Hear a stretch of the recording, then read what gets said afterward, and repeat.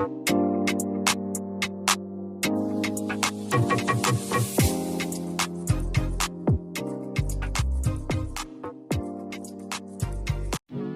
my YouTube friends and family, thank you so much for clicking on this video. In today's video, it is a follow-up of a video I previously did where I spoke about rebuilding Jamaica after the passage of Hurricane Melissa.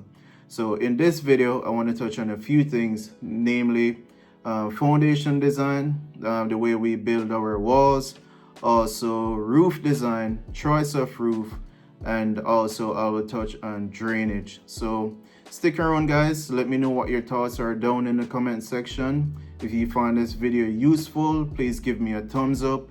So let's get into the video guys. So the first thing I want to touch on is foundation, the choice of foundation. So in Jamaica, we normally use two types of foundation. We use the strip foundation, also we use the raft foundation. Most homes we use strip foundation. So most of the homes you see will use the strip foundation. So the raft foundation, this is mainly used when the soil has low bearing capacity.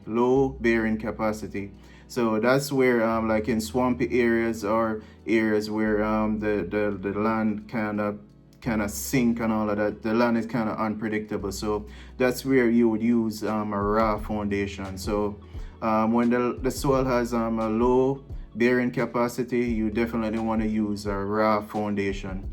So for the strip foundation, when you're designing or when you're building, you want to go at least 2 feet below soil level or ground level, sorry. So you want to make sure that the depth is at least 2 feet below the ground level, or you dig until you reach suitable soil. So strip foundation and raft foundation, those are the two main foundation we use in Jamaica. So depending on your soil and depending on your area, you will choose the suitable foundation to fit. So after we cast the foundation, the next thing we want to do is start laying blocks. So in Jamaica, we normally use 6-inch concrete blocks or 8-inch concrete blocks. Most homes will use 6-inch concrete blocks, as the 8-inch blocks are normally used for retaining walls or building tanks. So for the walls, for every 4 block heights or so, we will add horizontal bars. What this does is it adds tensile strength, also it adds lateral support, so it resists wind, also it resists seismic activities. So definitely the horizontal bars are very important in your building as it adds strength. So like I said, lateral support, and it adds tensile strength, and it protects against cracks in your walls. So definitely you want to have horizontal bars as part of your support system for your building. Next thing I want to touch on is stiffeners. So typically your stiffeners are found in the corners of your building, and they're supposed to be every 10 feet up, at least 10 feet apart. So what this does is it supports the building. There are columns really supporting the building and transferring loads to the foundation, because the foundation really is the one that supports the building and transfer all the loads, whether live or dead load, to the soil. So definitely everything plays a role and everything goes hand in hand. So it's not a matter of people or contractors wanting you to spend more money, but these are very important parts of the building that holds the building together and provides strength.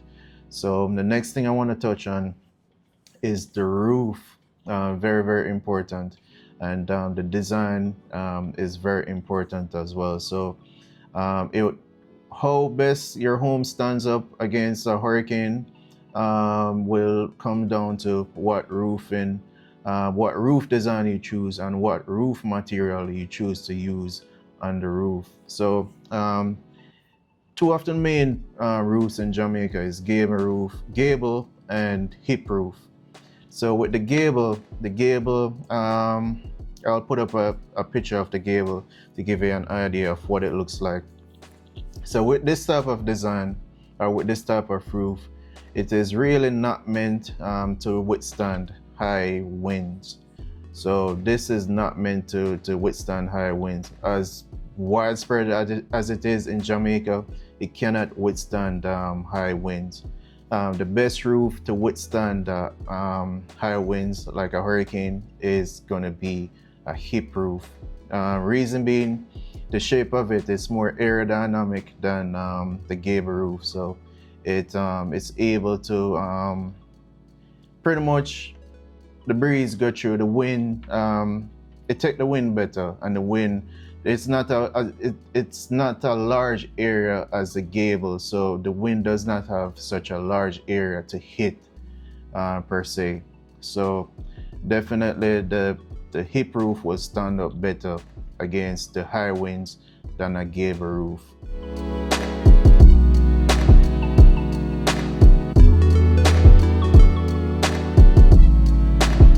Also, roofing material is a big part as well. So I know that most homes in Jamaica use the aluminum sheets, zinc as we call them. But if you will be using zinc, the best thing to use is screws. Screws hold better than zinc nail. When high wind take them, they tend to just snap. Next thing I want to touch on is standing seam versus zinc. It's best to go with the standing metal sheet or the standing seam metal sheet.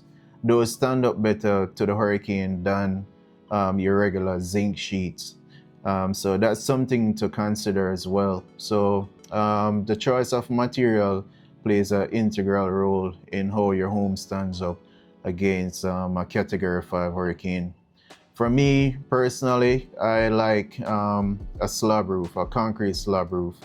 Nothing not gonna shake that, nothing not gonna blow it off. A concrete slab roof. The only thing is they tend to leak if not done properly. So when you are casting a decking, you want to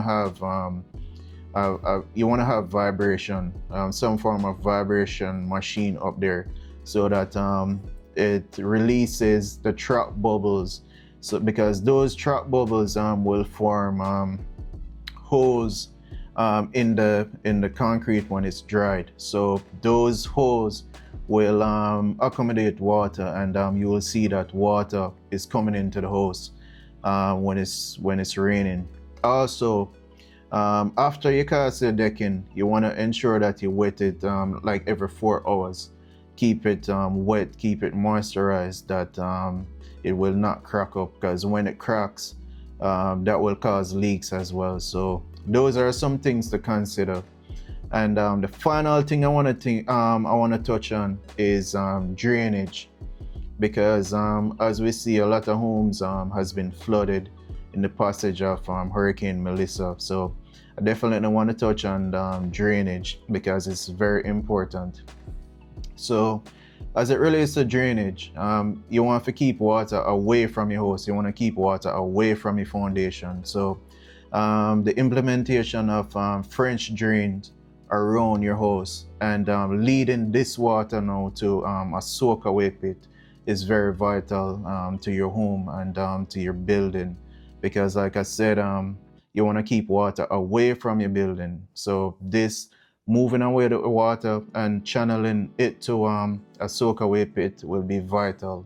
The less water around you is the better your building can stand up, because once the soil is saturated and it's on a slope, then you know what can happen. So the best thing is to have a good drainage system and keeping water away from your house.